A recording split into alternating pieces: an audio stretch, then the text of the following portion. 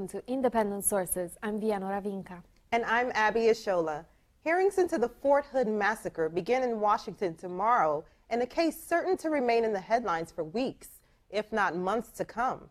As soon as it was reported that the accused killer of 13 at the Army base in Texas was a Muslim, stories about a possible backlash appeared in the news. President Obama took to the airwaves and the internet to caution against racial and religious profiling. On this edition of Independent Sources, we get some insight into how Muslims in this country feel about the coverage and the cautionary messages. We learn what the Russian and the Polish press are reporting about the 20th anniversary of the collapse of communism in Europe. And we profile a newspaper with some controversial marketing methods. Those stories and news of the week after this. Ethnic media is a key, necessary, most relevant component to any democracy. And I know it's a painful shift for many people in this country. But now more than ever, we need coverage that comes from ethnic and immigrant press.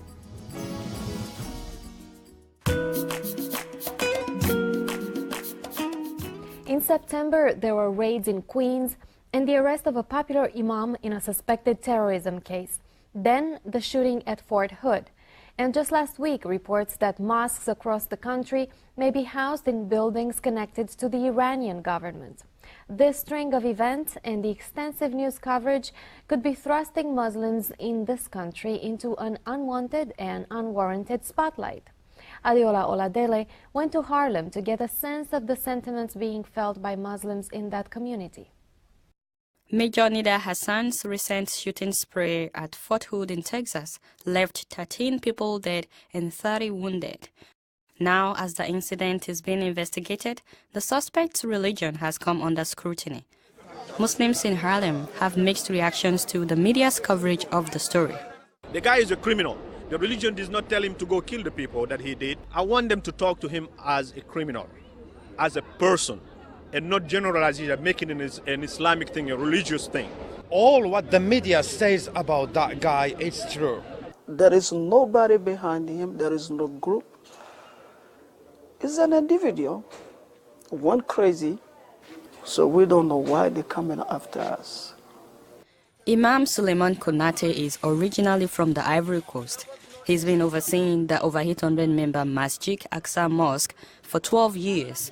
He says the image of Islam has been twisted by the American media since September 11, so much so that his mother in the Ivory Coast was afraid for his life. After September 11, she called me. She said, son, resign from your job. I don't want you to be killed. Where she get that from? From kind of message the media sending out. Musikilu Mojeed is a Muslim journalist who says part of the reason for people's perception about Islam is based on what some Muslims have done. I'm saying that largely Muslims themselves are responsible for the way they are being reported, because some of the things that happen in some parts, some of the things that happen in some parts of the world, which are dominated by Muslims, has not provide good public relations for Islam. Nevertheless, he says some U.S. journalists are biased in their reports and they should be more knowledgeable of the religion before they report about it. You know, this anti-Islam stuff, the American media is just playing along. They are playing along. They believe that Muslims are no good. And so you hardly see any good report about Muslims and Islam in the media. And it's very, very unfortunate. Imam Konate says in order to change people's perception of Islam, he visits hospitals and reaches out to young people in his community.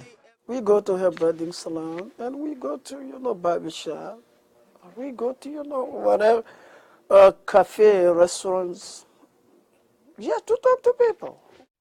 As for the shooting in Texas, Mojeed says the media has already finalized the case. If what has been reported over in the last few days is anything to go by, the media has passed judgment already on the suspect. Oh Allah, I ask forgiveness. For independent sources, I'm Adeola Oladele. Not corrupted. To get more insight into this issue, I'm joined by Khaled Dawoud of Al Jazeera and freelance journalist Nida Khan. Welcome. Thank you. President Obama called for there not to be a rush to judgment in the aftermath of the Fort Hood incident. Khaled, is the community fearing a backlash? To a certain extent. I mean, the accident or the attack that happened is horrendous by all means. So, of course, it's a major worry. I mean, for, I think, any Muslim living in America right now, but I guess it's more for the Muslims who serve in the U.S. Army. I think around 3,500 to 4,000 people in the U.S. Army. I'm sure they are feeling the pressure. I mean, as you mentioned yourself, maybe the administration's reaction was restrained. It was wise, I might say, you know, by asking people not to rush to judgment and to look to the whole picture. And, you know, the fact that at the end of the day, I mean, this is not the first mass shooting of its kind, and I don't think it is what was wise, actually, or it is not wise until now to rush to judgment and to make a linkage between Islam and someone who committed a crime, basically, regardless of his or her religion, in my opinion. Nida, in the light of this incident and also of the feds seizing a number of mosques across the country, what's your take on how the Muslim American community feels in regards to a possible backlash? Well, I think the Muslim community in general was pretty shocked, just like every other American, when the shooting happened.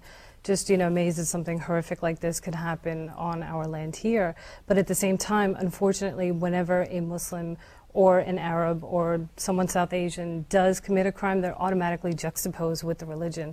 I remember when the story first broke out, I was watching one of the major networks, and, you know, as the news was slowly developing, they automatically started saying things like, he has an Arabic sounding name, and, you know, kind of generating these stereotypes. And in people's minds, unfortunately, they're brainwashed into thinking that every Arab or every Muslim is a terrorist.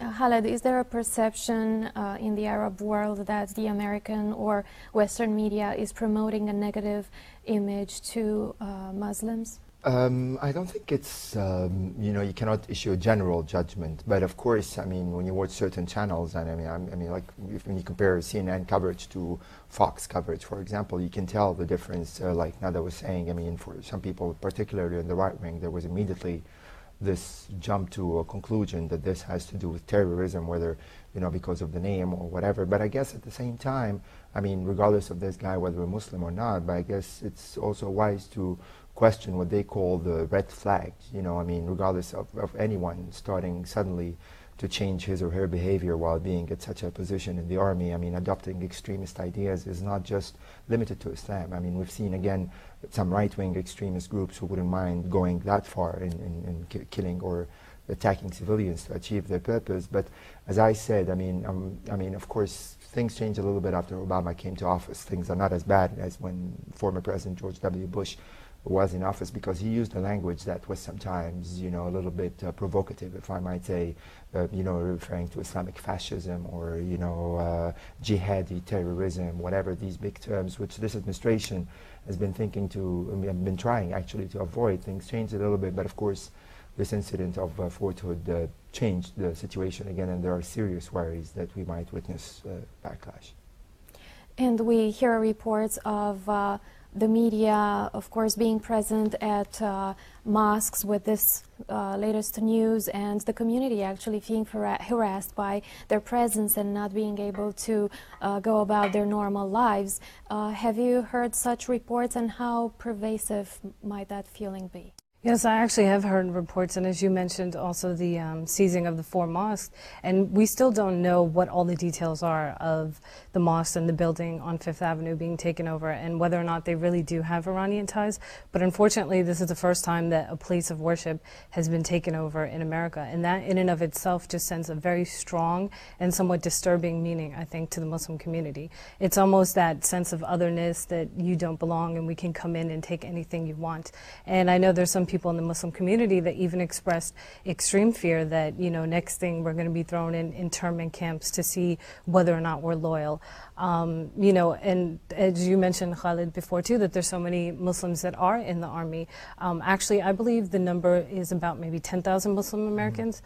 And, you know, the fact that people are calling to see where their allegiance lies, whether or not they're willing to kill the Muslim brother or sister, or if they're on the side of the U.S. I mean, it's just overall a very, very disturbing situation. Yes, Arif, I'd like to mention also there was an incident, I think, in which a soldier killed 5 of his colleagues in Iraq, also out of depression or anger, and at that time nobody raised the guy's religion. You know, I mean, they did not say a Christian soldier, white American soldier killed 5 of his colleagues in an act of anger and frustration. So, I mean, these are also things that people need always to be reminded about. But I guess, generally speaking, the atmosphere is not very positive. You mentioned the incident of Iran, of course, Fort Hood, and then now we have the possible trial of Khaled Sheikh Mohammed and his colleagues when they come here to New York. Whenever this happens, I'm sure this is all going to renew a lot of controversies and speech about Muslims and terrorism and so. Are there hopes within the community here that the trials won't take place in New York to avoid a possible backlash? Well, I'm sure so far it seems that they are going to hold. Yeah, I think they are going to take place here. And irregardless whether it's here or if they decide to do it in military court, I think there is always that possibility, unfortunately, of a backlash.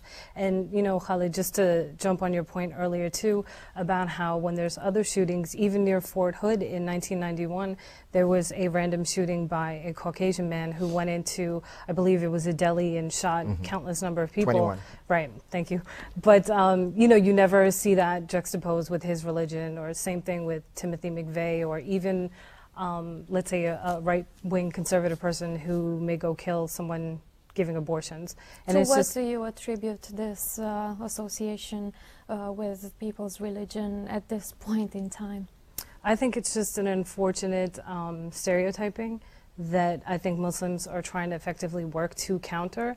And I do commend President Obama for changing language and for changing dialogue and not terming all of us into that one category. But again, you know, really, just quickly, I mean, what surprised me is that, I mean, as an Arab myself, if I would see someone like, you know, Nidal Hassan, you know, the changes in his outlook, the changes in how the speeches that he used to make, the presentations. I mean, I'm again relatively surprised why this didn't raise questions, you know, earlier than maybe because of trying to be politically correct. But I guess in some cases, you know, you better have better mechanisms to find, you know, troublemakers in your ranks, whether they're Muslim, Christian, or Jewish. But there should have been like more awareness, in my opinion, to how to deal with that matter before it happens. How did Al Jazeera real quickly report on the latest events, Fort Hood and the seizing of the mosques? How did the other Arab world report on that? Is there any grown sentiment against Obama for these measures? I don't think so far there is a growing sentiment from Obama, because as I told you, I mean, he was the one who started with a call for, you know, caution and not to rush to judgment. I mean, listen, you know, I mean, like, I'm an Arab and Muslim myself, and whenever any attack happens anywhere in the United States, the first thing I pray to God, I say, I hope he's not an Arab, I hope he's not a Muslim, because I know how it's going to be, you know. I mean, if there's a red color code was still in effect, I'm in orange right now, I mean, basically, so... we covered it with this always element, you know, what will happen, is he really an extremist? I think it was a sense of relief, major relief, that I hope that it proves to be right, that he has no terrorist connection abroad, that he's just a lonely guy. Because again, I think one of the main strengths of the Muslim American community and the Arab American community since 9/11 is that there have never been any plots or conspiracies in which, you know, American Muslims are involved in some terrorist attack or planning some terrorist action. And we'll have to wrap it here. Thank you for joining us, Nida Khan and Khaled Dawoud. Now here's Aisha Al-Muslim with some other news. Thanks, Vianora. Here's a look at some headlines from the ethnic media. El Diario La Prensa says to Lou Dobbs, "Hasta la vista, baby." The Spanish-language newspaper reports that Dobbs' recent departure from CNN is a sign that the network is interested in restoring its credibility. El Diario credited the national campaign for CNN to dump Dobbs, led by Latino immigrant organizations like Presente.org, for building momentum for his dismissal. From Caribbean Life, community activists and local officials turned to the subway to get the public's help to solve a recent hate crime in Bushwick. Officials handed out flyers on the J&M lines hoping to find 4 black men accused of beating Mario Vera on September 23rd. The attackers yelled anti-Hispanic statements at Vera, who later suffered brain damage from the incident.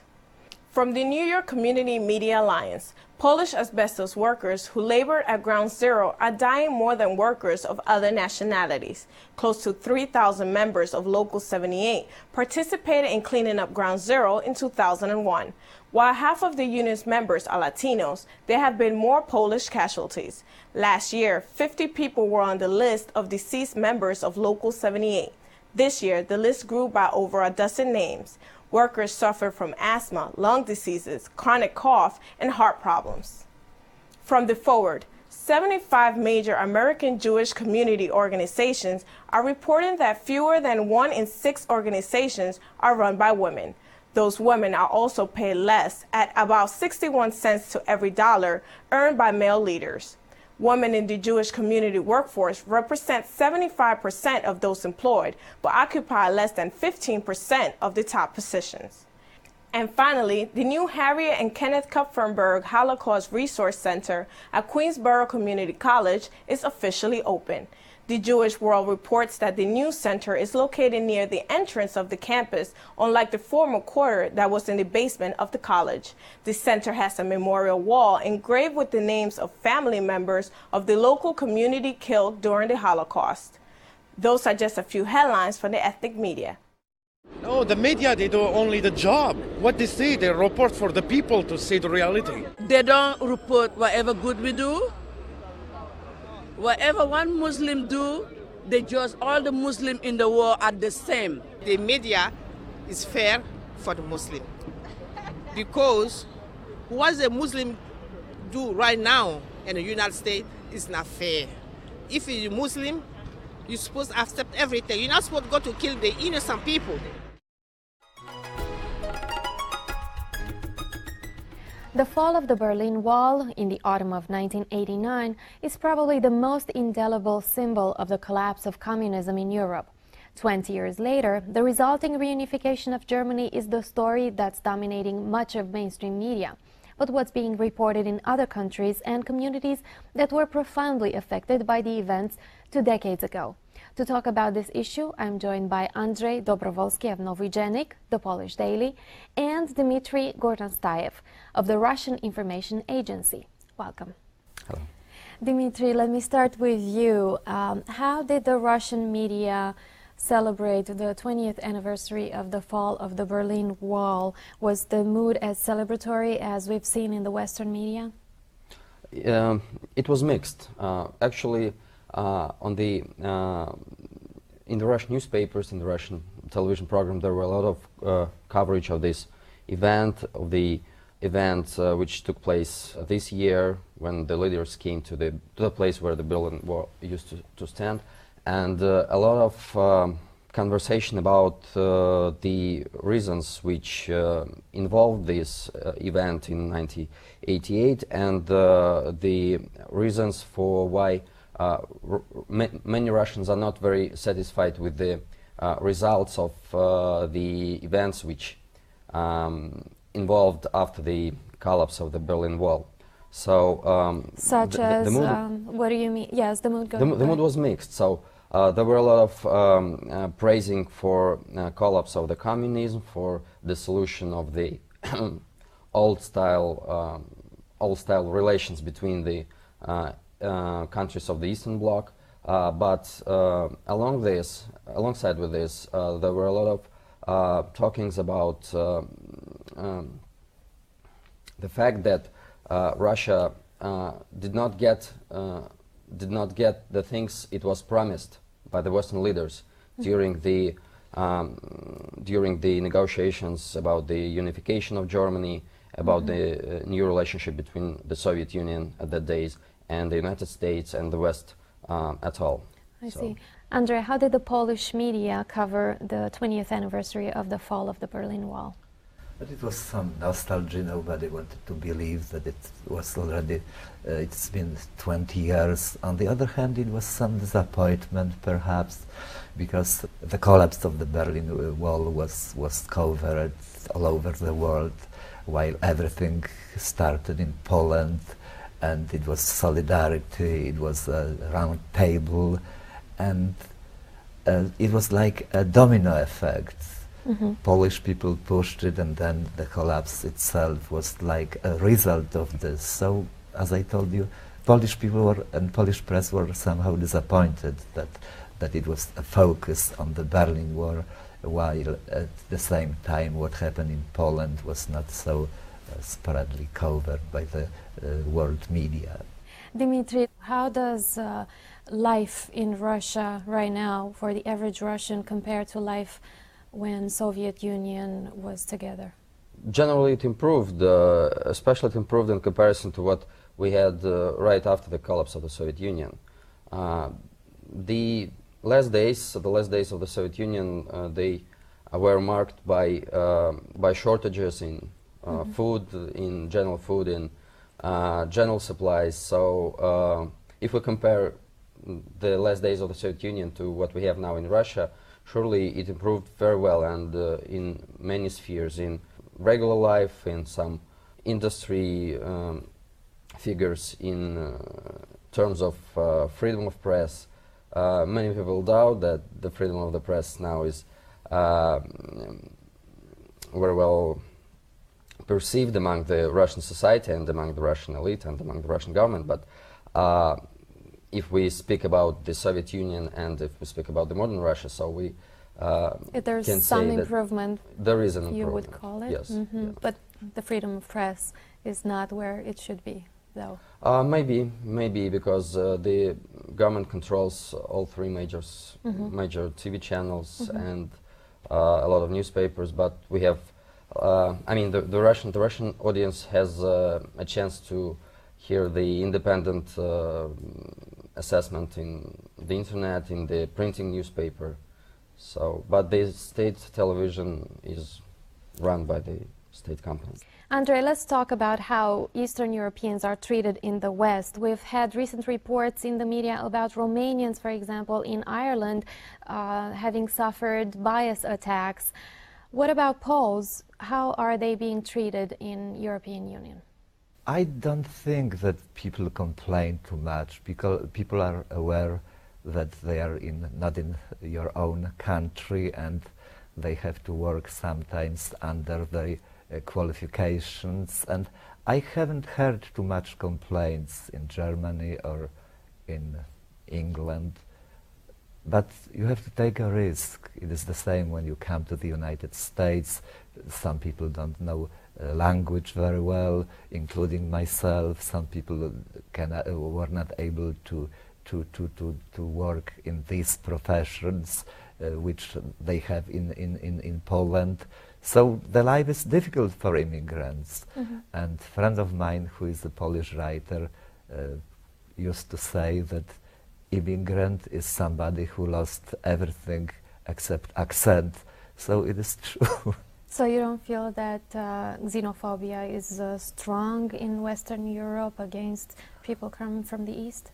I don't think. Sometimes people complain because in this time when people have problems with economy, with that unemployment is high, they may complain that foreigners take their jobs. But I am not aware of the fact that it was some very, very strong movement. Dmitry, we have 30 seconds, unfortunately. Can you tell us where do you think Russia is headed at this point? Russia is still playing a major role on the world stage. What do you see it?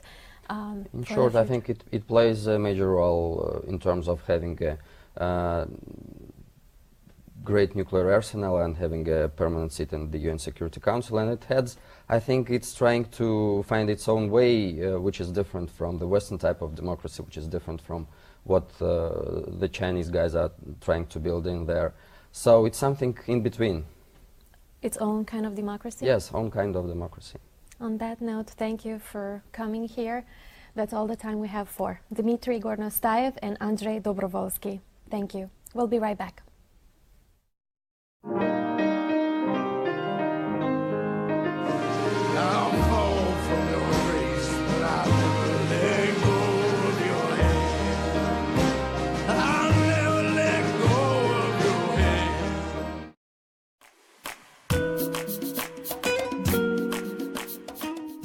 We end our show with a profile of El Especialito.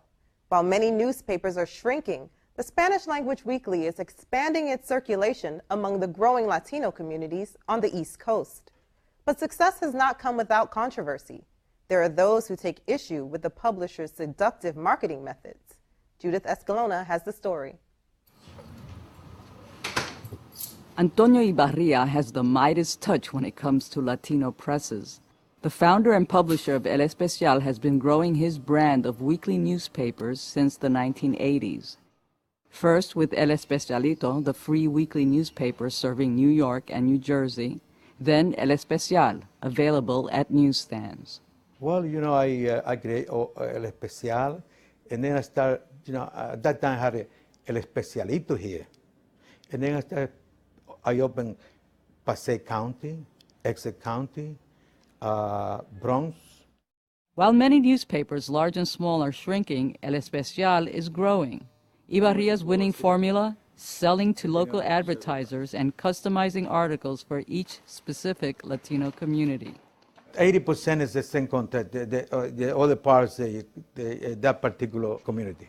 You have Washington High, you have a lot of Dominicans, so if I put some supplement about movie star or something about that community at that particular time. For some, part of the winning formula is controversial. Most of El Especialito issues, for example, have enticing Latina entertainers on the cover. It looks like a newspaper, but reads like a magazine. And that's what I want to create, a magazine. And this is the side of the paper, see? Still not going to be close to magazine and the very quality paper. Currently, their website targets advertisers, mapping their paper's circulation within the Latino communities of the Northeast. We really want to make a big success out of website, because today, that's the way to go today. Ibarria isn't simply in the news business for personal profit. He's created a foundation to serve the varied needs of the Latino community. Healthcare, jobs, and education are at the top of the list. Plans are to expand the Foundation's programs while developing El Especialito and El Especial into national publications. For Antonio Ibarria, who started out a penniless Cuban immigrant with a fourth-grade education, that's pretty special. Judith Escalona, Independent Sources.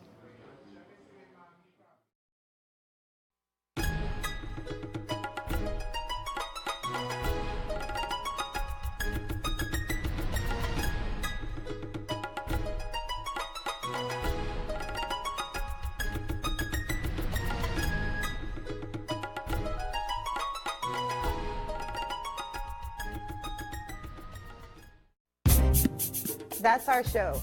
Thanks for watching, and we'll see you again next week. In the meantime, be independent-minded.